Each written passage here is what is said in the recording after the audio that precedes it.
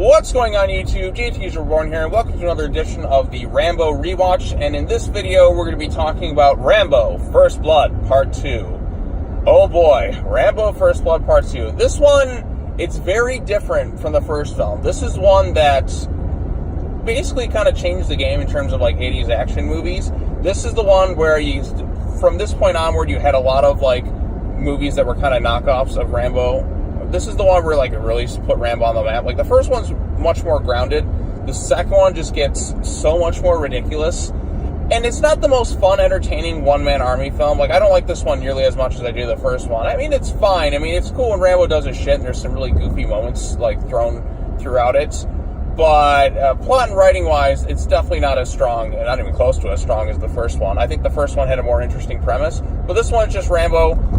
He's in prison. Trautman comes in. He's like, hey, I got a chance where you can basically get a presidential pardon if you go on this mission of, like, locating POWs in Vietnam. So Rambo, doing his thing, goes and takes the mission. And then, like, it's all been, like, some weird conspiracy where, like, the people running the mission are just like, no, we can't actually save these people. It'll cost money. It just becomes a convoluted, like, that part, it's not, like, as easy to, like, even I was kind of confused rewatching, like, what is the reason? Money, shit like this. Trautman's there, and Trautman's like, we got a man out there, Rambo. It's like, Rambo's this, Rambo's that. And, like, you actually get to see Rambo in action in Vietnam. He kills a lot of fucking people in this movie. Like, he's killing people with knives. He's just kind of popping out here and there. He's one-man arming this entire thing. There's so many, like, ridiculous moments. Like, there's a part where there's some guy just shooting at Rambo. Like, this is the one where, like, you would get the parodies from it, like, in Hot Shots, and, like, there's other movies that would come afterwards, like Commando. Commando, by the way, is the best of the one-man army movies. That movie is fucking so goddamn entertaining. Like, I think that's one of the things First Blood's lacking, is more of, like, that sense of humor, but it's following up a much more serious first film. And this one, it made a shit ton of money. I think it's, like, still the biggest hit of Stallone's career, at least up there with it, but, like, this one, I mean, the poster has fucking Rambo with an RPG, and he's ready to just blow shit up, and it's fucking great in that regards. I mean, it's pretty entertainingly ridiculous. But, yeah, so, Rambo First Blood Part 2, he comes across this one Vietnam girl, who was a little, like, Coach, I can't remember her name. Like I said, you're not going to really, outside of really Trautman, and then there's, like, the Vietnam girl, you're not going to really remember too many characters, because even when I rewatched this one, I'm like, you know, I'd rather just watch something like Commando if I want my one-man army fix, because First Blood Part 2, it did, like I said, start that one-man army type film. It's R-rated, it gets pretty grotesque and graphic at points, and there's some really badass moments, like where Rambo comes across the bad guys, he just pulls out fucking, like, rocket launcher or RPG or, you know, just a whatever you want to call it, and he blows up a helicopter. Like, there's so many cheesy moments, and, like, he's just firing bows and arrows. He's running around the jungle, basically shirtless the whole movie to show off, like, you know, how much Stallone worked out for the movie, because Stallone, you know, that dude keeps in killer shape. Like, he's in his fucking 70s, and he's in way better shape than I've ever been. He's still a badass. He's doing his thing. Acting-wise, it's not as, it's not there. It's Rambo's more quiet, just, like, doing his thing. This one definitely, like, you could tell, like, it came out at a certain time where people were just like, it came out in the mid-80s. Was it 82 or 85? I think it might have been 85. So it came out during, like, the Reagan era, so there's definitely more of, like, a patriotic vibe to it. And, you know, researching a little bit of things, I remember hearing some things that are just like, do we get to win this time? And people were just like, no, let's get our boys back. Let's get our, like, the time had changed from where they were at from the first film to, like, the second one. You know, there's a much more patriotic vibe in America, and it was just like things were kind of changing a bit, because, you know, things go through cycles. Like, even like today's day and age, like, things will change from now in like a few years, and people will look back like, were we really like that, or were we really like this and that? So, not to get too deep into things, but, like, you know, things change. It's just history. Like, the world goes through different phases, so that's why people are just like, oh, this generation's the worst. Like, just give it a few years, things will change around. It's just a natural cycle of things.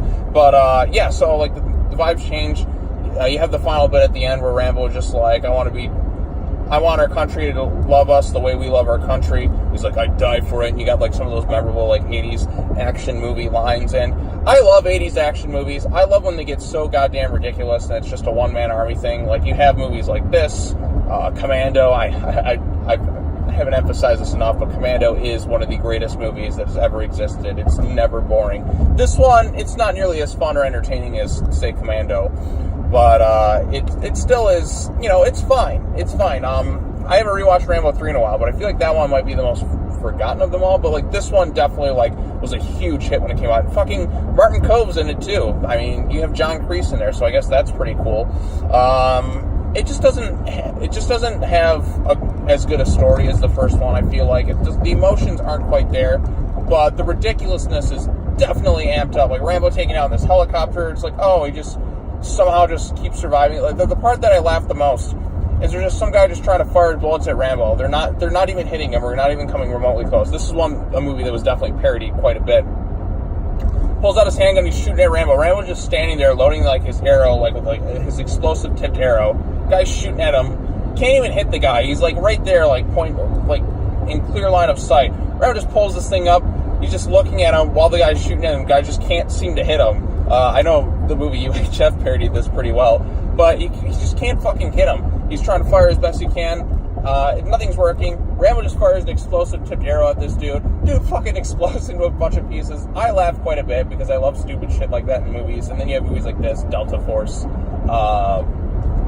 I just love one-man army movies where just a bunch of dudes, just one man, just taking down an entire army by himself. The guy's name is probably John. You know what? I just noticed that too. Why is every one-man army guy named John? John Wick, John Rambo, John Matrix, John McClane. It's fucking... Why are they always named John? Why isn't there anyone named Sean? There's no movie characters named Sean that are really cool, and it disappoints me. They're always named John. Couldn't name one of them Sean.